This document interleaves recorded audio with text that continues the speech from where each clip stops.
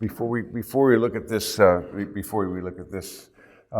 to give you a report with Karen, because a number of you I know have been praying for my wife, and she's turned the corner. I think the antibiotics really helped her. She had been hacking and wheezing for over 3 weeks, and she was enervated. She could hardly even move. There was one point, in fact, where I heard her call me. And I had music on, and I was upstairs, and I finally heard her call. She'd been on the floor for an hour. She couldn't get up. She was that enervated. She just could not literally get up. And I had to help her step by step by step. It was an amazing, and there was a real point at which I really sensed I might lose her. And so it was really that close, in my opinion. It was the grace of God that I feel that I've got her back. And so that's, but I'm just happy to say she's not out of the woods yet, but I think she really is recovering very well. So I thank you for your prayers on her behalf, because she really needed them. What I have up here for you is this little chart. The reason why I put this sight versus and law and flesh and our will and resistance and autonomy and our wisdom is to illustrate this thing we're talking about, this pull between the pull of the flesh, this lure of this inner disposition, a remnant of what we were in Adam. And this is its natural pull. We live by sight, not by faith, you see. We live by law, not by grace. The flesh, of course, versus the spirit, our will versus God's will, resistance. And there will always be a fleshly pushback against the prompting and probing of the Spirit of God in our lives. And so the flesh does not want it, because we want autonomy. We want to have an egocentric universe. We wouldn't say it that way, but we do, and want to live it that way. And for us to die daily, as Paul says, I die daily, take up your cross daily, is to actually dethrone the self and enthrone Jesus on a regular basis. And that requires that paradigm shift where you go from an egocentric to a Christo or theocentric worldview. And so here, faith, living by faith, understanding that everything is gift and grace, understanding that all things that we are and have come from Him, understanding that we are to walk by the Spirit and not according to the flesh. And we'll talk a bit more about that. And so in embracing God's will is the realization in part that really we do not know what our best interests look like, even though I think I do all the time. I'm always pushing for this. And I think clearly this is God's best interest. But it turns out that I've been spared from answered prayers on a lot of occasions. My prayers, if answered when and how I wanted them, would have ruined me on a lot of occasions. I would have had too much that my character could not have sustained it, you see. There are times when it's best not to get what you construe to be a good thing, and we have to submit to that. And so that's submission to God's wisdom as opposed to ours, this mindset of dependence. And you know how we've talked about this on multiple occasions, multiple occasions with these cards when I talk the very first card about this whole idea of trust the Father, abide the Son, and walk by the Holy Spirit. This is something that I invite you to continue to do.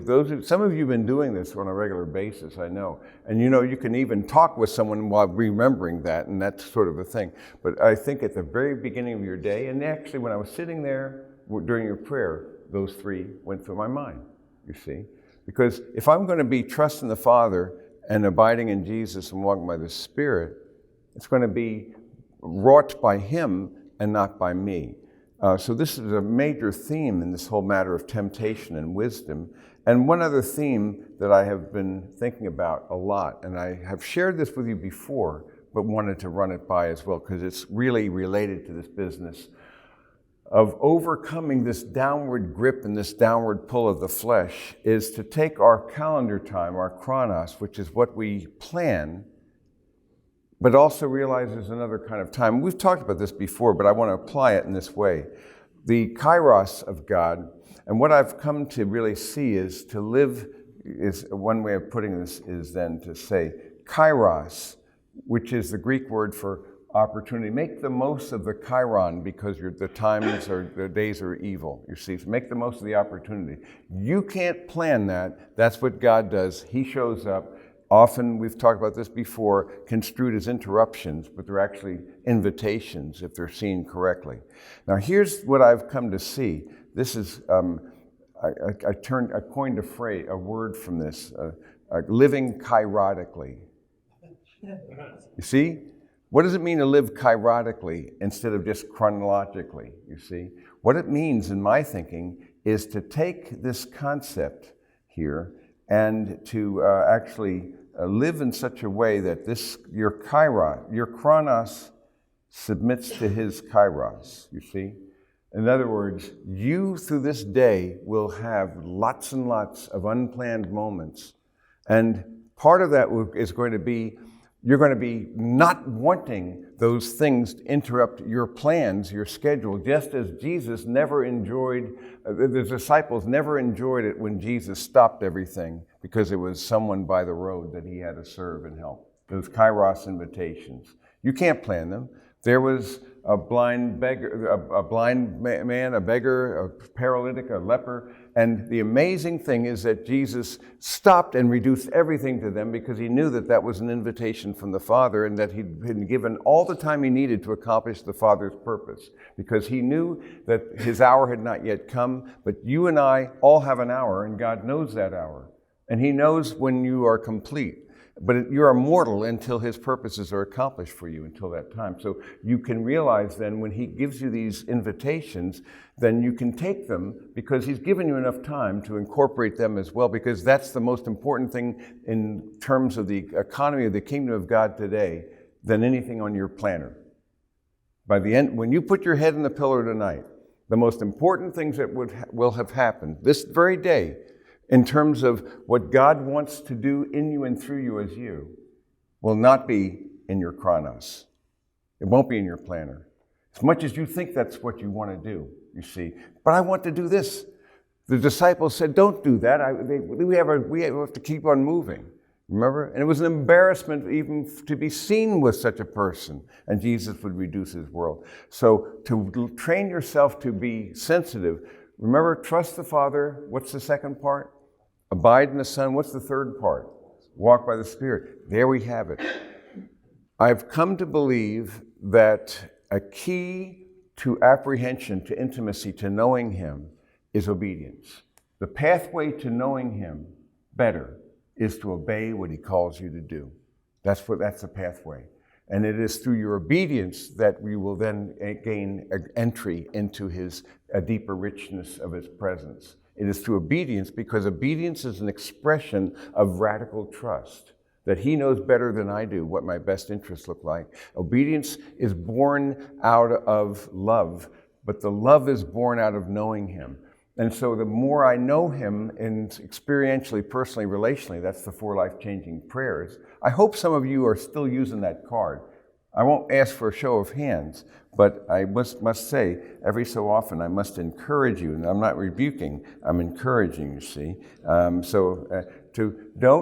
If you're not using them, grab this card, put it by your mirror, and read them every day. They're just 2 cards, basically 1 card, 2 sides. And I want you to, the more you learn it, the better it will serve you. As you know, that when you're tempted, by the way, and this relates to our topic, it's the passages that you've memorized that'll serve you best in temptation. I know there's a verse somewhere about that, you see.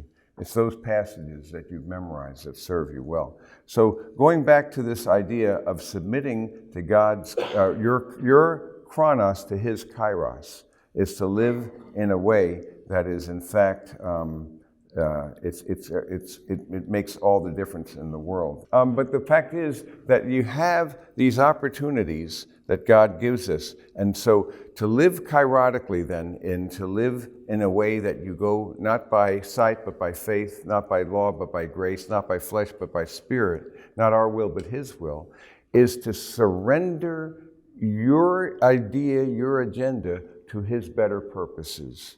Don't know what it looks like. And to receive these so-called interruptions as invitations from God that can be used in such a way that he's saying, now what do you want to do? So here's what you want to do. Train yourself to listen to the prompting of the Spirit of God. He speaks with a quiet voice, does he not? Very still, very quiet. Not by might, not by my power, but by my Spirit. Remember, and it was not in the earthquake, and it was not in the storm, but it was a still, quiet sound, quiet voice. And you must train yourself to hear it, or you can steamroll it. You can push it down, suppress it. But when you actually choose to listen intentionally, to walk by the Spirit, then you'll begin to discover you've been given prompts all along. You just haven't listened to them. He may have told you to call someone or to contact someone. A name comes to mind? Don't ignore that. That can be an invitation. And many is the time when I felt prompted to call someone I hadn't even thought about in a long time, sometimes years, and then you realize the timing couldn't have been more significant. It was an astonishment. And because you listen to the voice of the Spirit, every time you listen, what'll happen? The amplitude or your apprehension of that voice will increase, you see. You will actually increase your capacity to hear. So by training in righteousness, and it's always, remember, training, not trying, it's intention, it's not time. By training yourself and habituating yourself, beginning to eagerly listen to his voice, then you can live chirotically instead of chronologically. Does that make sense? Now there's another word, and that's kenosis. Remember that word, kenosis? I'm going to make a new little thing so I don't mess up this one, another one as I just did before. But kenosis, what does that mean? You've sure heard this term. And it's found really in Philippians chapter 2. And so if we turn there very quickly, and this relates again to what we're talking about here, when he speaks about the fact that we are to do nothing from selfishness or emptiness or empty conceit, humility of mind, regard one another as more important. How do you do that? That's impossible of achievement unless you're walking in the power of the Spirit. I cannot really serve Karen well unless I'm walking in the Spirit, you see. It has to be where it's the power of the Spirit that enables me to be the man I need to be for her, and the man you need to be for people in your life, in your experience, and at work, and to serve your customers and clients and your colleagues in such a way that you are now other-centered, requires you to walk by the Spirit. This is not something that you do sometimes and another time, but it relates to everything. But he goes on to say, look at the ultimate, the supreme exemplar. He didn't regard equality with God a thing to be grasped, but he emptied himself. He did not divest himself of his omniscience and omnipresence and omnipotence, but rather he voluntarily chose not to use them. Now go figure that. I'll let you work on that one.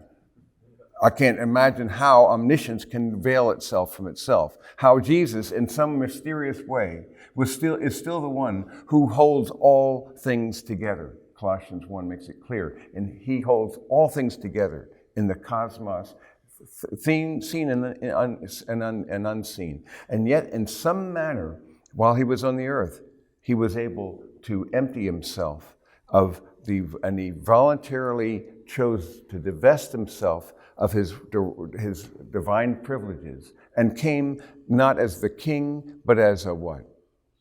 As a servant. He will come as a king, but first he comes to die and to give his life as a way. So he came in the form of a bondservant, being made in the likeness of men. Being found in appearance as a man, he humbled himself by becoming obedient to the point of death, even death on the cross. And that was why humility, one who exalts oneself is going to be humbled. But the one who humbles oneself will later be exalted. And so you see the sequence here. First, he humbles himself, and so the cross comes before the crown.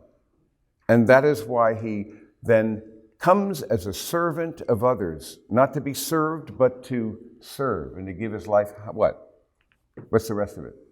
To give his life as a ransom for others. And so the Son of Man has come to seek and to save that which is lost. That's my mission. to be other-centered. And he knew who he was. He never had any doubt about his identity. That's in fact what gave him the power and the authority to live that way, because he lived out of the resources of the Spirit of God. And so he humbled himself by becoming obedient to the point of death, and then God highly exalted him. And so what I'm suggesting here then is to live in a kenosis, to humble yourself, to be obedient. So kenosis means emptying. You see the concept there? So I have another term for you now. Not only living chirotically, but living kenotically.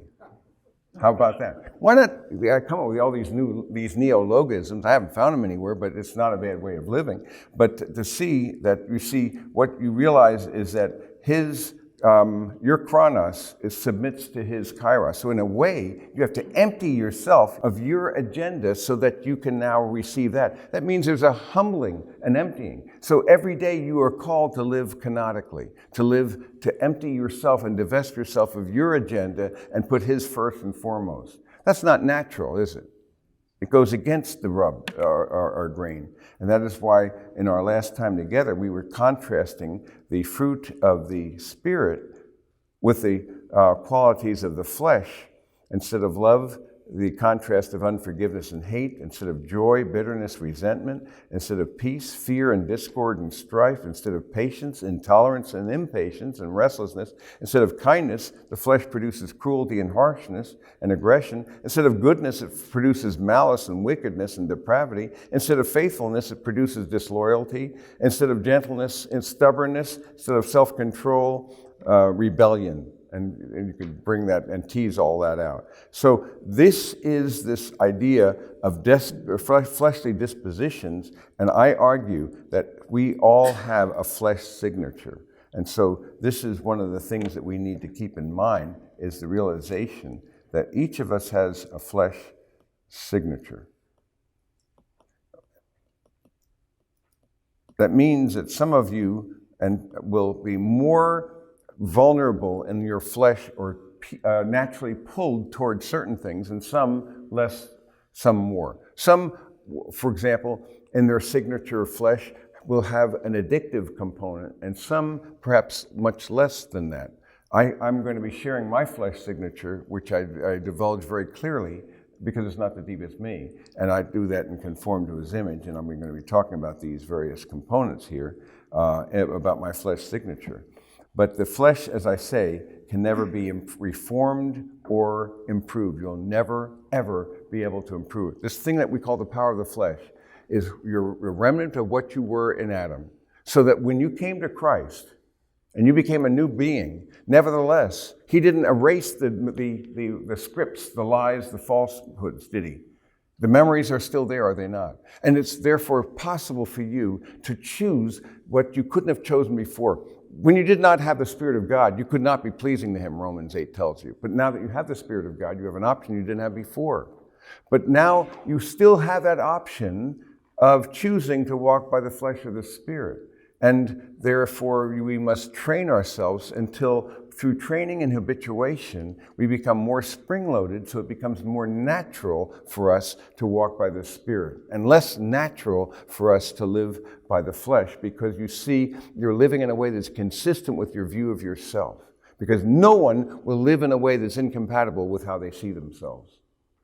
So that you have to redefine who defines you. Remember, we've talked about the world versus the Word defining you. So the flesh can never be improved nor removed. Instead, the flesh at the Bema, the judgment seat of Christ, that's the only time when it's going to actually be dealt with. Because you see, here, the foundation is Christ. If anyone has him, that's really the key to eternal life. But we build a superstructure, do we not, upon that foundation? And this red and this blue symbolize two kinds of materials. There's an amalgam of two things: gold, silver, and precious things on the one hand, and what's the other part? Wood, hay, straw, or stubble. Now, what happens when it's lit up? You know what'll happen. The wood, hay, and straw, it's burned off altogether. What happens to the gold, silver, precious things when it goes through fire? it gets even better refined, you see. So now what remains, if there's anything that remains, he will receive a reward.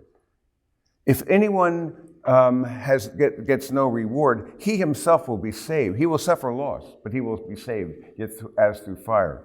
But wouldn't it be good then for us to live with this in mind and realize then that one day God may it happen, and yet I'm terrified of it. I'm terrified of standing before him, and yet I know I need to do that, because only after the judgment seat will you no longer be able to think sin. Up until that time, you always have that as an option. So when that's purged away, then it'll be dealt with finally. So that's when it's going to be removed. And so the point here is that we have to choose to recognize that the old self died and a new self came alive. And that is really relates to this chart. Remember the inner man versus the outer man? See how we're doing. The inner man versus the outer man.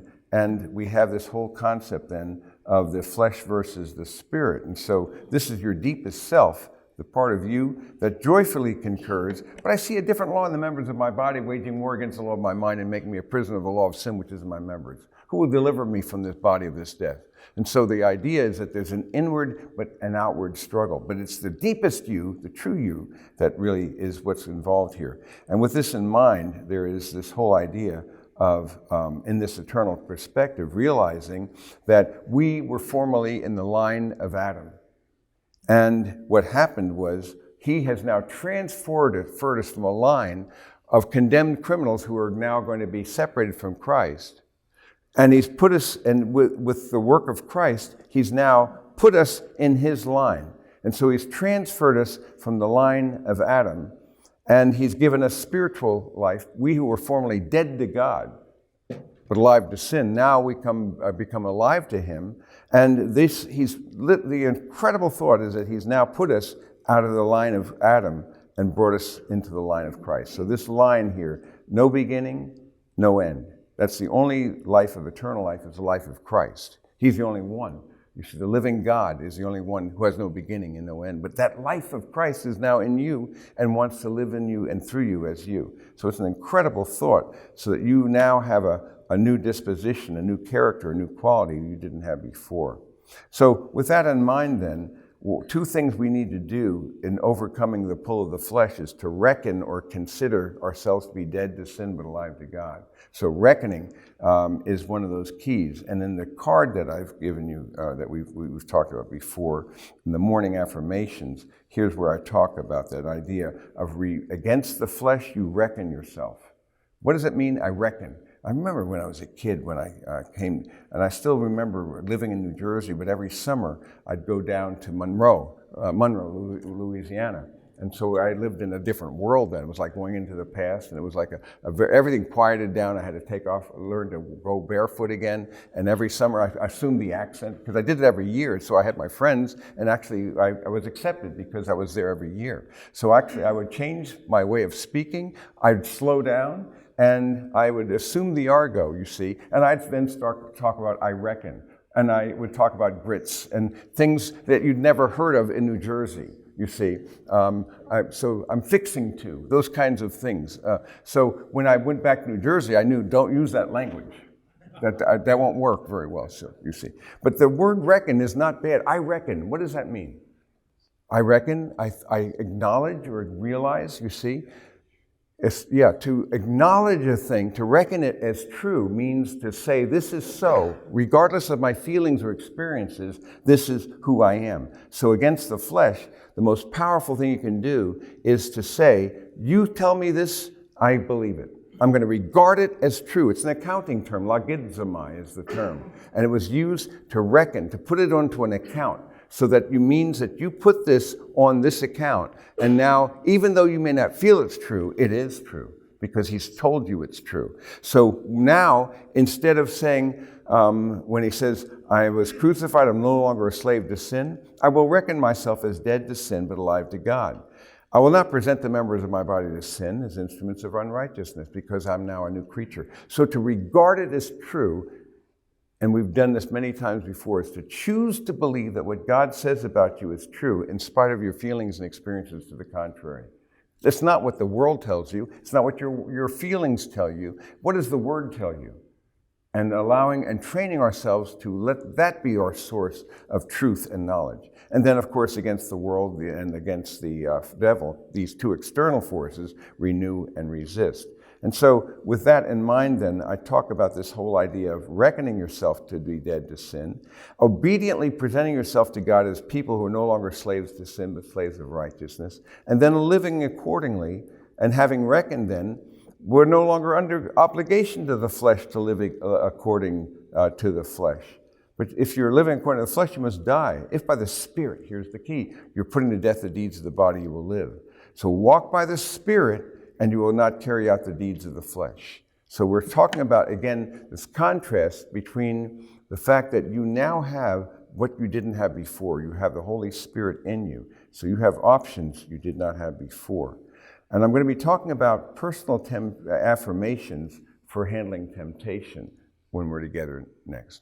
And I have these 4 areas of temptation, and I'll summarize them right here because they're all found here. Temptation toward anger, temptation to seek revenge, sexual temptation, and temptation to covet. Now, I can honestly tell you that's my flesh signature. But I can reveal that to you because it's not the deepest me. You see, that's not the deepest person that I am, but rather that is a manifestation of something that is external to me, but not my deepest self. And so my inner man joyfully concurs with the law of God. It's this outer man that's the pull. And so I now have these 4 areas. We've done this before, but I want to walk you through them more fully and how I try to use them when I'm tempted to sexual temptation or temptation to covet. And I tease this out again. This is all in conform to His image. Temptation to seek revenge and the temptation to anger. So these personal, it's preventive medicine. It really is. To think, okay, I better be aware because I have this proclivity. I better be aware of it. For example, have you noticed there are certain patterns in your life that recur? With one of me, I know I'm very more vulnerable to succumbing to the pull of the flesh when I'm physically tired, when I'm worn out. So it would be very foolish for me to try to fix something when I'm dead tired and late at night. Yet I've done so. I've still done it, and then I get all bummed out and annoyed, you see. I get all angry and frustrated.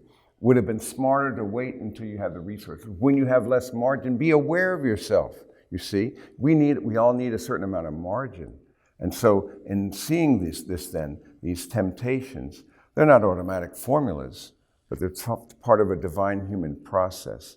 So a biblical pattern of thinking, and that's why I use this metaphor of judo, because just as judo leverages the force of an opponent to one's advantage, that's what you're doing now.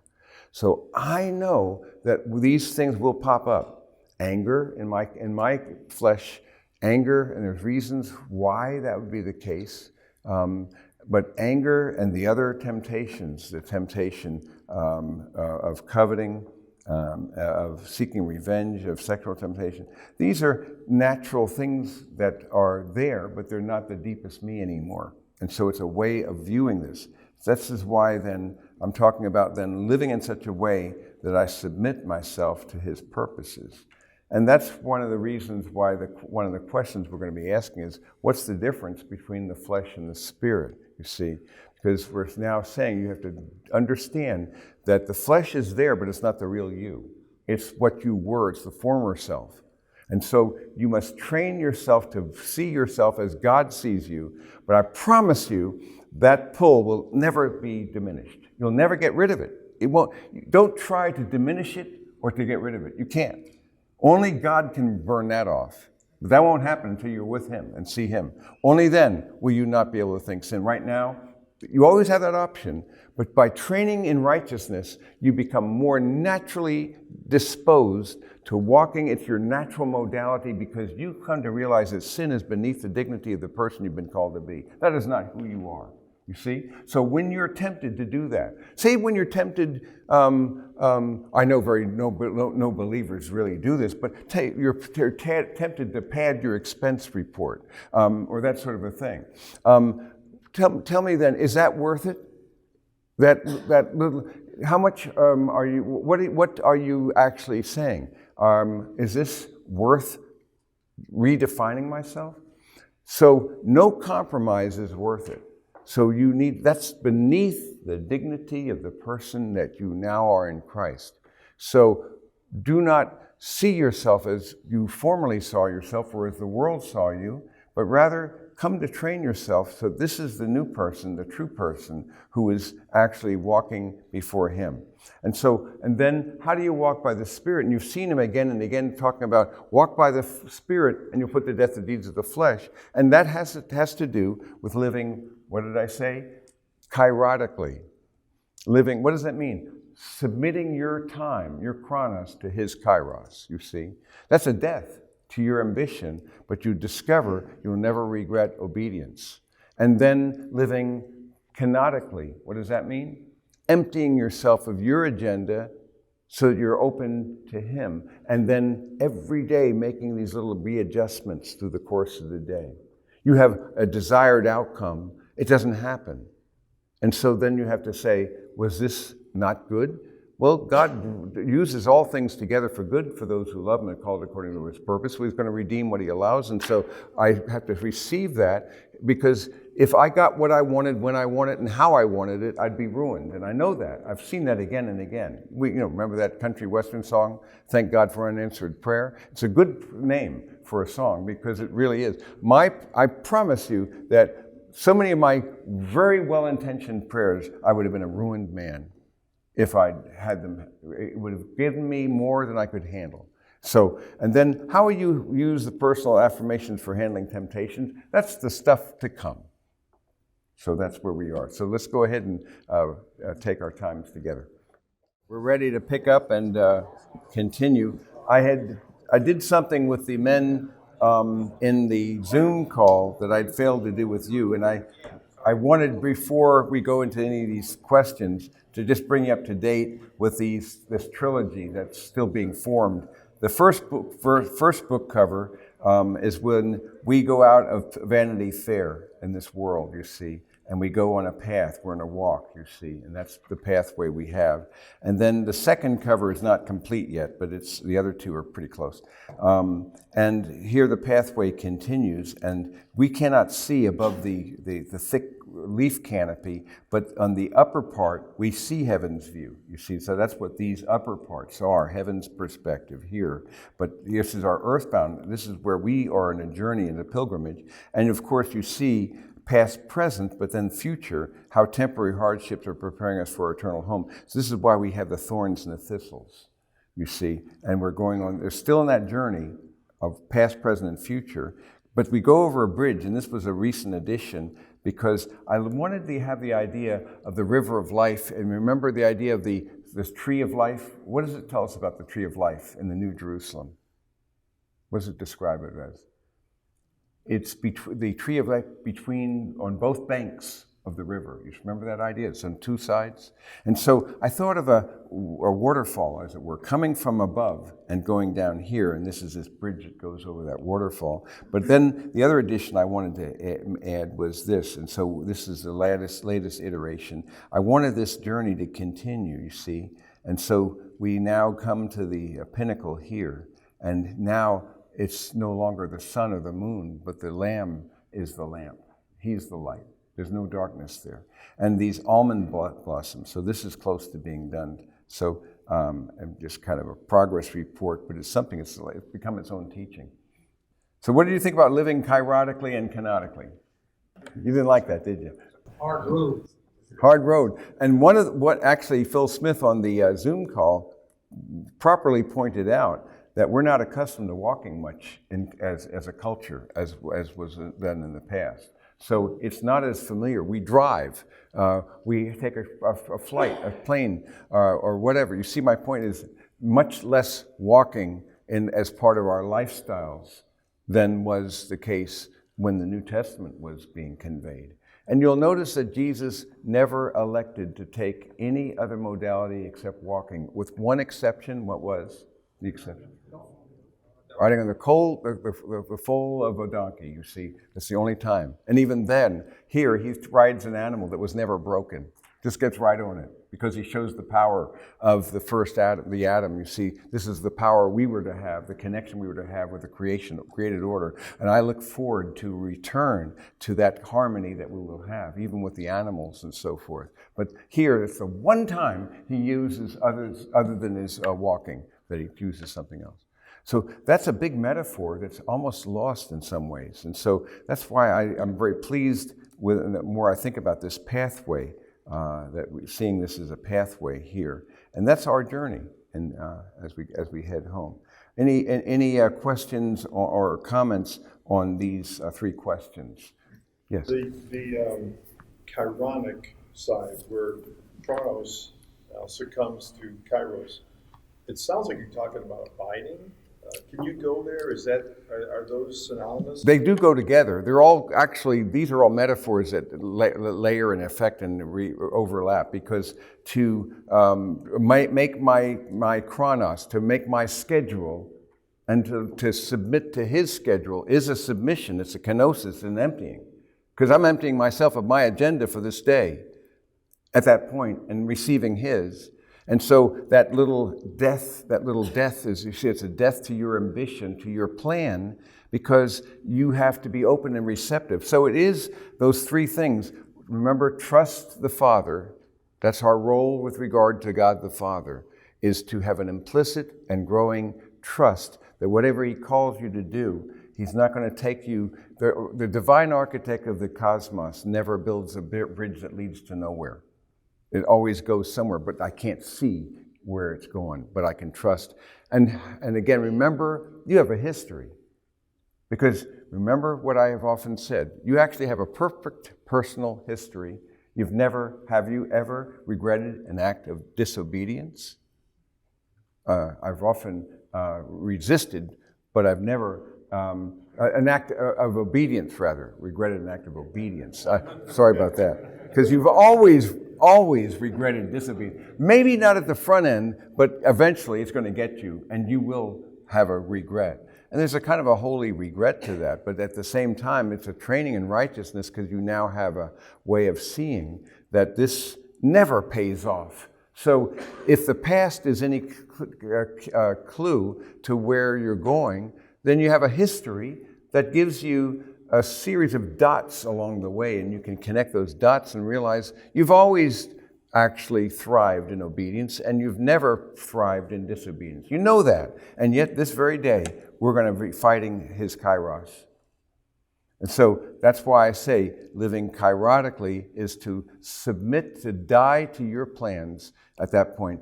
And throughout the course of the day, shifting your vision of what today's supposed to be like to his vision that he brings, but you can't plan. You can never put Kairos in your planner. He's the one. Remember the image that C.S. Lewis came up with, that God is the invisible master of ceremonies.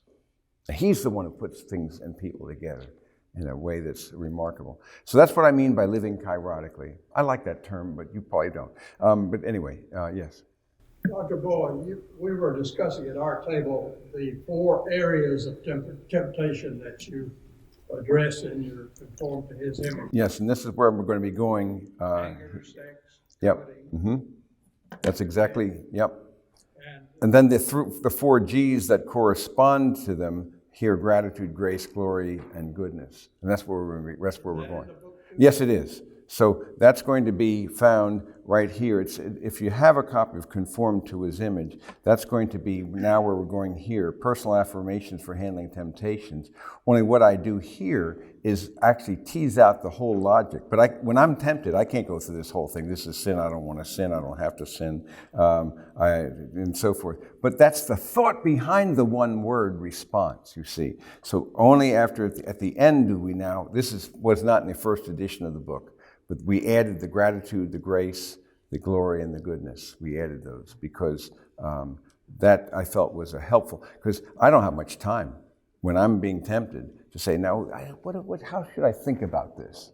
You see, you only have, as you know, you only have a split second between walking by the flesh. You know what I'm talking about. When you see something, you want to take a second look. You know what I'm talking about? That first look is innocent, but the second is an ogle. Ogling is an interesting word, isn't it? To ogle. In other words, the flesh wants more material. So the first time you see, and there may be a beauty there, and you're now going to be tempted if you have that temptation, sexual temptation. I know it's very theoretical for many of you. I'm joking. But the whole idea is you very well know the difference between the first look and the second. You know the difference. And there's how much time do you have to make between one and the other? Split second. It's a split second. So therefore, I need to become very conscious of this, and that's why the word glory, one word is enough. Like if I summon that one word, and I'll explain why I use that word, but it's in the book. I'm saying that at least I can quickly turn to that. Or when I'm tempted to be angry, what's the word I use? Gratitude. I can't be angry and grateful at the same time. So I don't know if that helps. Do you have a book that goes into greater detail on the sex temptation? I do not yet. Well, we do talk about it in a couple places. Maybe, I think we talk about it in Rewriting Your Broken Story a little bit. And also some practices that can be used along that very line as a guide to practicing God's presence or life in the presence of God. Because there are practices you can embrace and engage in so that you are prepared, you're training yourself so that you know when there's another opportunity is going to come, it's going to be happening. And the flesh wants to get more data, more material so it can chew on it, you see. And so when you start starving the flesh, it'll suck something up in a half a second if you give it a chance. So it's really, it's a constant warfare.